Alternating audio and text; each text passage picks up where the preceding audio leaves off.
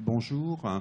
Je vais donc vous parler de ce que nous faisons en Alsace. Donc l'Alsace rejoint une grande région, Alsace-Champagne-Ardenne-Lorraine. Donc sur mes diapos, je ne vous parlerai que de l'Alsace, c'est-à-dire les territoires qui sont dans le cadre de l'article 36, sachant que juste pour mémoire, il y a une vingtaine de projets de télémédecine en Lorraine par ailleurs, mais je n'en parlerai pas du tout.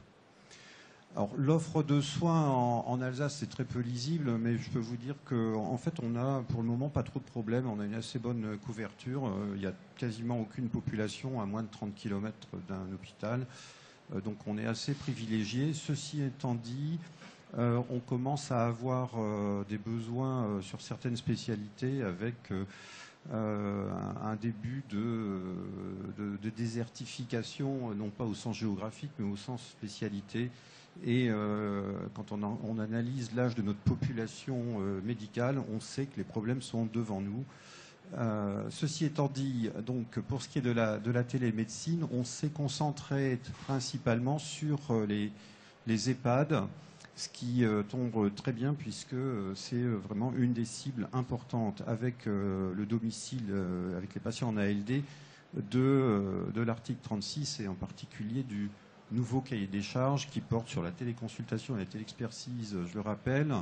Je ne vais pas parler non plus de la télésurveillance, même si on en fait, puisque les cahiers des charges sont à venir, donc ça sera l'occasion de revenir vers vous sur ces sujets. Donc pour ce qui est de ce que nous avons réalisé, je dirais un peu en préparation de l'article 36, et sans le savoir, que cet article 36 allait sortir, c'est de placer donc de faire la télémédecine à partir de chariots, donc de télémédecine du point de vue technique, qui ont été placés donc dans des EHPAD et qui ont joué un rôle de coordonnateur, c'est-à-dire qu'il y a des EHPAD qui se portaient volontaires pour être requérants et coordonnateurs de la télémédecine avec d'autres établissements. C'est-à-dire que si les autres établissements avaient des besoins de télémédecine, ils passent par leur coordonnateur qui va trouver le médecin requis. Sachant que c'est que du mode programmé pour le moment, donc on n'est pas dans des situations d'urgence. Donc derrière les quelques 4 EHPAD qui sont là se cachent en réalité au total 16 établissements, dont du PH. À peu près 20% des actes, ou 25% plutôt des actes qui ont été réalisés étaient pour le handicap, souvent du handicap vieillissant, parce que c'est vrai que les populations se croisent à un moment donné de la vie, et à 75% sur de l'EHPAD classique. Donc des personnes âgées en EHPAD de façon classique. Je n'ai pas, donc c'est à peu près un régime de 500 téléactes par an qui était atteint en 2015, et nous allons travailler à l'étendre pour cette année. Donc ça représentait quand même 136 heures de soins, et dont 92% se sont passés sans aucun incident, parce que parfois les télécoms, parce qu'il y a des réseaux Wi-Fi, des sites un peu distants, et il peut y avoir des défauts de qualité, on va dire parfois liés aux télécommunications, et dans ces cas-là, et c'était plutôt en début d'ailleurs d'année, sur un territoire, les médecins qui sont à distance demandent une consultation classique, puisque la consultation n'a pas pu se faire correctement. Alors l'avis des patients qui étaient à l'autre bout, qui parfois ne se rendaient pas compte toujours des incidents, eux, vous voyez, ils sont à 98% très satisfaits de la prise en charge en télémédecine, sachant qu'une grosse partie est de la téléconsultation. En réalité, il y a un petit peu de téléexpertise, et on faisait aussi de la téléassistance qui ne rentre pas encore ou qui rentre pas dans le cadre de l'article 36, mais c'était un des périmètres. Or, on a pu aussi constater que les chariots est une technologie certes efficace qui permet d'implémenter de très nombreux instruments, mais du point de vue logistique, c'est quand même un peu contraignant. Et on n'en a pas toujours besoin. Et donc, d'un point de vue technologique, on étend dès cette année sur technologie mobile, donc sur base de smartphone.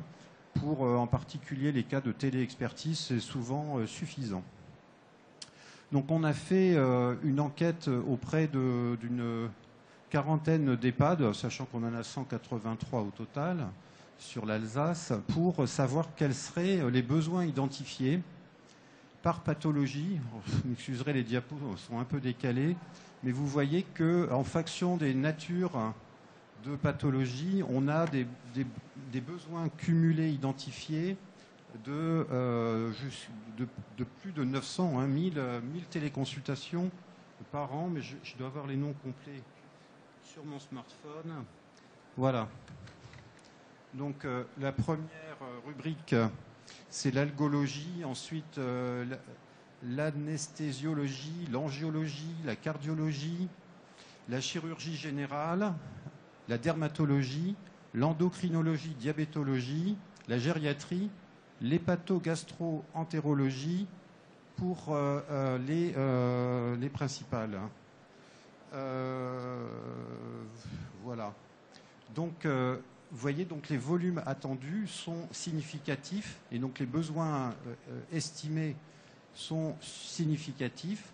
Et sur la deuxième diapo, sur d'autres spécialités, on a aussi donc des attentes fortes, sachant qu'on a quand même appliqué sur les données collectées la règle de couper les extrémités. Donc les 10% les plus forts et les 10% les plus faibles, on les a éliminés puisque c'est une méthode statistique qui permet d'avoir être plus proche de ce que sera la réalité. Donc on voit qu'il y a du potentiel et grâce à la sortie tant attendue du cahier des charges, on va pouvoir maintenant accélérer pour passer sur ces nouveaux établissements et avoir des données intéressantes pour l'observation qui est attendue par la HAS.